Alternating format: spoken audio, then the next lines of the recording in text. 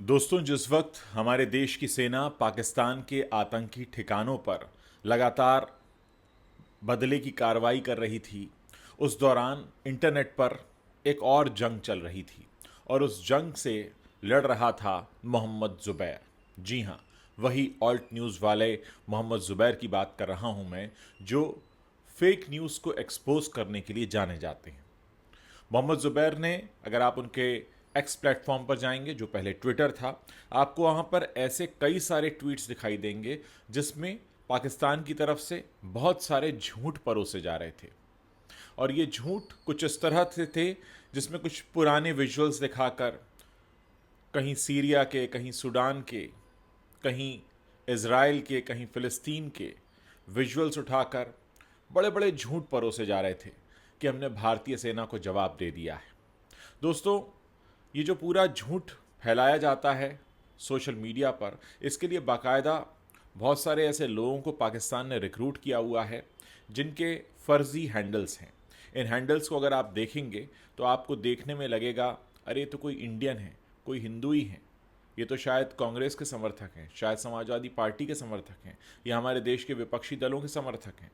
वो उनके ट्वीट्स को, उनके पोस्ट को रीपोस्ट करते हैं और उसके बाद बिल्कुल आपको ऐसा लगेगा कि आप किसी इंडियन सिटीज़न को देख रहे हैं, लेकिन असल में वो शख्स पाकिस्तान में बैठा होगा। और बाकायदा ऐसे कई सारे हैंडल्स हैं जिनको एक्सपोज किया है मोहम्मद ज़ुबैर ने कि जब भी इस तरह की कोई कार्रवाई होती है तो ये लोग वहाँ पर झूठ फैलाने के लिए आ जाते हैं। अगर आप इनके हैंडल पर जाएंगे तो लगातार मोहम्मद ज़ुबैर ये काम कर रहे हैं जिसमें ऐसे झूठ को, ऐसे झूठ का पर्दाफाश किया जा रहा है। दोस्तों, ये भी एक तरीका होता है लोगों के बीच झूठ फैलाने का, जहाँ पर कई तरह की बातें लिखी गई हैं। कोई लिख रहा है हमने इंडिया के रफ़ाल को गिरा दिया है, कोई कह रहा है हमने इंडिया के लड़ाकू जेट को गिरा दिया है। ऐसे तमाम तरह के झूठ। और ये तो रही बात एक ऐसे सिनेरियो की जहाँ पर हमारी देश की सेना ने आतंकी ठिकानों के खिलाफ हमला बोला है। आम दिनों में भी ये लोग बहुत तरह का झूठ फैलाते हैं और सबसे बड़ी बात यह है कि आप इन्हें पहचान ही नहीं पाएंगे। आपको लगेगा कि ये कोई इंडियन है, लेकिन वो पाकिस्तान में बैठकर एक अलगाव की बातें करते हैं, आपको भड़काने की बातें करते हैं।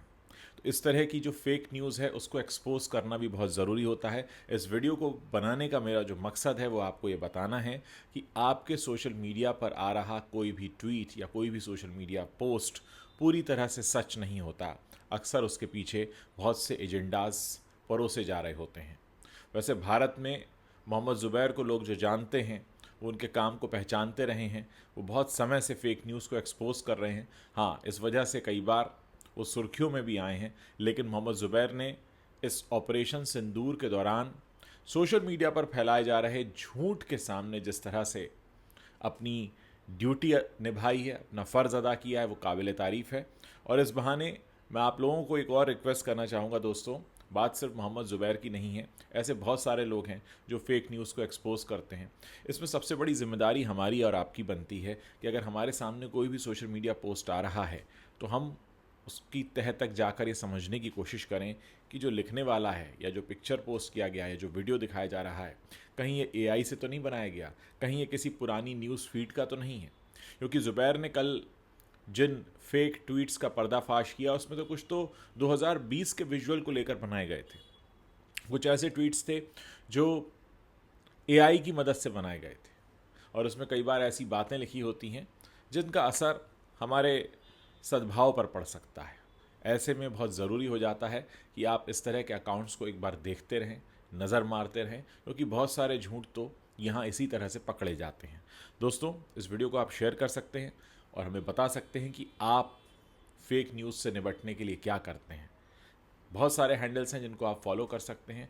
और आपके मोबाइल पर अगर कोई भी संदेश आ रहा है, उसे आगे भेजने से पहले ये सुनिश्चित कर लें कि वो जो कहा गया है क्या वो पूरी तरह से सच है या वो कोई भड़काऊ विजुअल या भड़काऊ बयान है। अपने देश में सद्भाव बनाए रखने की आपकी भी उतनी ही जिम्मेदारी है जितनी कि किसी और शख्स की। इसलिए इसे अपनी जिम्मेदारी समझिए और ऐसे सोशल मीडिया पोस्ट से दूर रहिए जो हमारे देश का सद्भाव बिगाड़ सकते हैं।